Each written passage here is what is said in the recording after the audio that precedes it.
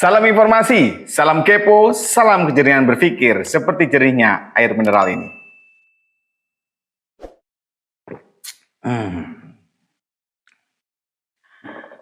Pancasila. 1. Ketuhanan yang Maha Esa. 2. Apa ya? Tahulah saya lah, kemanusiaan yang adil dan beradab. Ya. Nah, bicara soal Pancasila, ya, ini baru sekedar menghafal Pancasila. Ya memang ternyata ironis sekali ya, karena ada kejadian seorang pejabat publik ya, anggota DPRD lah, anggota DPRD itu tidak hafal Pancasila. Wah, tapi anggota dewan ini akhirnya mengundurkan diri. Dia sadar akan kesalahannya, dia sadar tidak hafal Pancasila, padahal dia mengaku dia adalah lulusan pesantren, terus dididik dengan hal-hal yang ya bagus lah ya, jalurnya bagus, baik. Tapi dia mengatakan tidak hafal Pancasila. Terus sejak itu dia memutuskan untuk mundur jadi ketua DPRD di wilayah itu. Tapi menjadi ironis, seorang anggota dewan, seorang pejabat publik kok yang nggak hafal Pancasila. Ini mungkin bisa dua ya. Karena kalau dari informasi atau dari berita-berita, dia itu kan ditodong gitu ya untuk membacakan Pancasila gitu.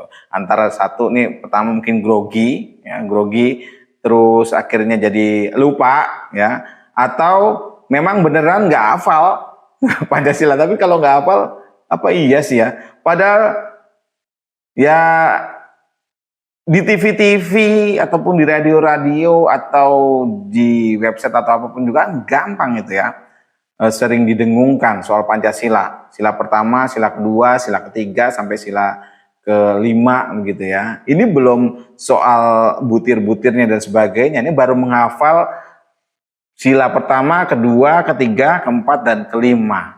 Ini tidak hafal. Padahal sempat Presiden itu mengatakan pada saat hari lahirnya Pancasila, belum lama ini ya, di bulan Juni kemarin ya, pada saat hari lahirnya Pancasila, ingin agar membumikan Pancasila, terutama bagi generasi muda. Nah, ini menjadi pertanyaan menggelitik juga ya, karena seorang pejabat ternyata tidak hafal Pancasila. Padahal pejabat ini harusnya kan bisa membumikan Pancasila kepada generasi muda gitu ya. Belum lagi kita tahu kita juga punya badan khusus yang sebenarnya konsen ya, harusnya untuk membumikan nilai-nilai Pancasila gitu. Ini jangankan membumikan nilai-nilai Pancasila ya, harusnya agar masyarakat ini benar-benar hafal nggak sih Pancasila gitu. Kalau ini juga lucu, kalau kita melihat mungkin beberapa video-video dari Pak Jokowi pada saat kunjungan ke daerah-daerah atau apa, kan sempat tuh yang menanyakan misalnya apa nama ikan-ikan, ada nama ini. Saya sempat melihat ada juga Pak Presiden menguji masyarakatnya untuk menyebutkan Pancasila. Ada yang salah juga loh. Ini artinya bahwa Pancasila yang menjadi dasar negara kita, menjadi dasar loh ya, fondasi kita ini ternyata belum benar-benar dikenal masyarakat. Waduh, baru ini poin menghafal loh, belum poin mengamalkan. Hafal aja belum, apalagi mengamalkan. Tapi satu hal, saya salut. Salut dengan anggota dewan ini. Walaupun tidak hafal, tapi dia tahu bahwa dia tidak hafal, tahu kekurangannya. Tidak banyak loh sosok-sosok seorang pejabat yang seperti ini. Kadang ya, nih banyaknya nih, kadang banyaknya pejabat-pejabat ini ketika tidak hafal gitu ya, entah itu tidak hafal Pancasila, tidak hafal lagu Indonesia Raya atau tidak hafal hal-hal yang sebenarnya harusnya hafal, ngeles kayak bajeng. Langsung bilang, saya bukan nggak hafal, tapi lupa. Pokoknya ngeles. Boro-boro minta maaf seperti yang dilakukan oleh ketua DPRD yang akhirnya mundur ini. Boro-boro minta maaf atau terus gimana lah gitu.